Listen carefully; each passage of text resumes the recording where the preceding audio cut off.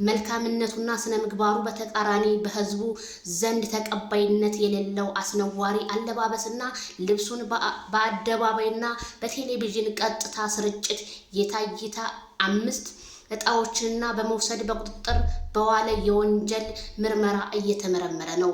እውቀትንና ገንዘብን ለማግኘት ብቻ በማሰብ በሚዲያዎች ኃላፊነትን በጎደለው አኳኋኑ እየተጠቀመ በተለይ ወጣቱ ትውልድን በመልካም ስነ ምግባርና ተቀርጾ ሀገርን የሚጠቅም ተግባራትን እንዲያከናውን በተቃራኒው በትውልዱ ላይ ርካሽ ባህልን ለመጫን የሚደረጉ ተግባርን ለመከላከል የኢትዮጵያ ፌዴራል ፖሊስ የመጀመሪያ ምርምሩን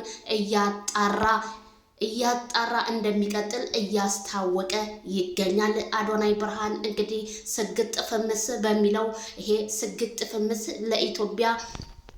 የኢትዮጵያ ባህልንም ወግንም ጥሷል በማለት እስከነ ፍቅረኛው ታስሯል ማለት ነው። አዶናይ እንግዲህ በሰላም የምትፈታ ያድርገ፣ ስግጥ ፍምስ ለኢትዮጵያ አይሆንም በማለት የብዙዎቹን ተጽዕኖ አሳድሮበት ወደ እስር ቤት ገብቷል እላችኋለሁ። የፌዴራል ፖሊስም ነገሮችን ሁሉ እያጣራ ነው። ታዲያ ሌሊት ዜድ ሾው በላይ ላይ ምን ገጠማት? በጣም ድንገተኛ የሆነ እንግዳ እኔም ማመን እስከሚያቅተኝ ድረስ በቻናሌ ምን ገጠመኝ ነው የምላችሁ። ምን ይሆንና አይሆንልክም በማለት ሁለት ሰዎች ተገናኝተው ከዛ ዜድ ሾው ላይቭ ላይ እያለች ምን እንደወሰዳት ምን እንደነካት ባናቅም በነገሮች ሁሉ ተደነጋግጣ ላይቧን ዘግታ በመውጣት ነገሮቹን ሲያብሰለስላት ቢያድርም ግን ታዲያ ምን ሆነው ነው? እንዴት ሆነው ነው? እንዴት ይደፈራል? የአንበሳ ወዳጂ በእምቢዛም ቢጠና በዋስ ያድራል እንጂ ብዬ ነገሮችን ሁሉ ዘግቻቸው ወጥቻለሁኝ እላችኋለሁ። ዜድዬ ምን ገጠመች? ዜድዬ በላይ ብሽ ለምትሉኝ ምን ያህል ገጠመኝ ነገር አለ እንዴ? እኔም እኮ እንደ ጆን ዳኒ እንዲሁም እንደ አዶናይ ዜድዬ ነይ ተመርመሪ ነይ ተጠየቂ፣ በጣም ገራሚ ነው። እኔም አሁን ላይ ያለሁበት አጣብቂኝና አጣብቂኝ ውስጥ ነው ስላችሁ ከዚሁ እነግራችኋለሁኝ። ታዲያ ወደ ሩታ ሀብቴ ስንመለስ ሩታ ሀብቴ እኔ አብርሃምን በጣም እወደዋለሁ፣ በጣም አከብረዋለሁኝ። ግን እልፍ ብሎ በሞራሌ ላይ እየተመላለሰ ስለሆነ እንዲሁም አቶ ሄርሜላ እንዲሁም ቤተሰቦቹን አክብሬ ነበረ ካሁን በኋላ ልካቸው አስገባቸዋለሁ በማለት ሌሊቱን እነ ትክክልን ሰላማቸውን ነስታ አደረች። ታዲያ የብዙዎቹ ጥያቄ ሩታና ሄርሜላ ለምን ተገናኙ? ለምን ሳወራቻት ቢሆንስ ሄርሜላ አብርሃም ወክሎኝ ነው የመጣሁትኝ በማለት መልሷ ስትሰጥና ስትራገጥ አይታለች። ስለዚህ አሁንም እውነተኛ ጠብ ከሆነ ልክ እንደዚህ እንደ ሶሻል ሚዲያና እንደ ቲክታከር አንዳንድ ሰዎች እንደሚያዙት ሄርሜላ መያዝ አለባት። ምክንያቱም በአንድ በ80 ትዳሯ ላይ ነው ስትዘምት የነበረው። ምክንያቱም ራቁታቸው ሆነው ስትገጣጠም ሄርሜላን እኛ በአካል አይተናል። ሴት ልጅ ደግሞ እንዴት እንደዚህ ትሆናለች በማለት የሶሻል ሚዲያ ሰውና የቲክቶክ ሰው ተጽዕኖ መፍጠሩ ታወቀ።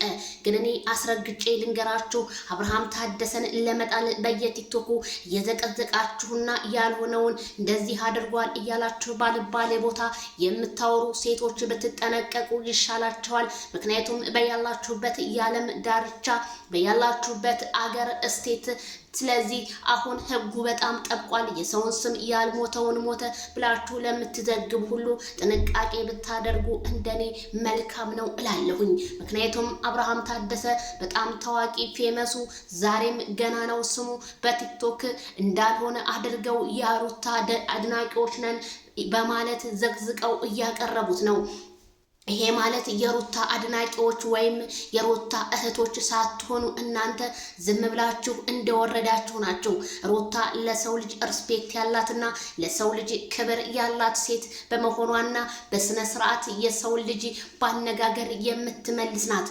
እውነት እናንተ ሩታን ጠልታችኋት ወዳችኋት ሳይሆን ሩታን ስለምትጠሏት ነው እንጂ የአብርሃምን ፎቶ የምትዘቀዝቁት። ምክንያቱም ምንም ቢሆን እነሱ ባለትዳሮች ነገ ጧት ሊታረቁ ይችላሉ። እናንተ ግን ኋላ እንደምትቀሩ እኔ ዜድ አስረግጬ እነግራችኋለሁ። ምክንያቱም የሰው ባል ሲዘቀዘቅ ምን አለ ከውስጣችሁ እንኳን አንድ የተሻለ ሰው አላየሁበትም። ለምን ይዘቀዘቃል አትሉም? ምክንያቱም በሬሳ ሳጥን አድርገው አብርሃም ታደሰ ሞቷል እያሉ ብዙ አድናቂዎቹን እየረበሹ ነው በየቲክቶኩ። ታዲያ ሞቱንም ምኑንም ለራሳችሁ ሰው የተመኘውን ነው የሚያገኘውና ለራሳችሁ ጸሎቱም ዱዓውም ለራሳችሁ ይሁን። አብርሃም ታደሰ ለሚወዱት ቤተሰቦቹና ለወዳይ ለዘመዶቹ ይኑርላቸው። የብዙ የሰፈሮቹ ልጆች የቀየረ እንደናንተ በወሬ ሳይሆን አገሩ ላይ ቤተሰቡ ጋር ሆኖ አየሩን እያየ የእናት አባቱን እንጀራ እየበላ አገሩን ህዝቡን ነው የቀየረው። ስለዚህ ምናለ አርፋችሁ ብትቀመጡ አብርሃም ታደሰ ካልመጣ ሚዲያው እንደ እውነታው ወና ነው የሚሆነው ስላችሁ አስረግጬ እነግራችኋለሁ። ታዲያ ሩታ ነገ ልካቸው አስገባቸዋለሁ ብላለች። እኛም እየጠበቅን ነው እንዴትና እንዴት ልካቸው እንደምታስገቢያቸው እኛም አብረን እናያለን ብለናል።